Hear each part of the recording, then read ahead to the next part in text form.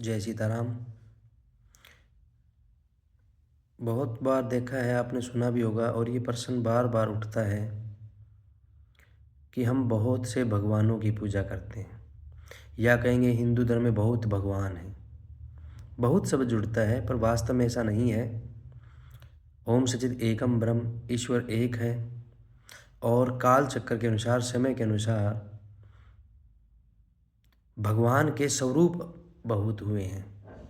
वो अन्य अन्य स्वरूप में, अन्य अन्य युगों में, अलग स्वरूप में हमारे सामने आए हैं।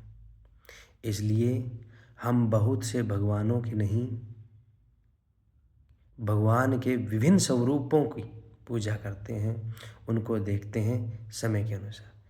तो ईश्वर एक है, परमात्मा एक है, भगवान एक है। ओम सचित एकम ब्रह्म, स्वरूप अनेक है। जय सीताराम।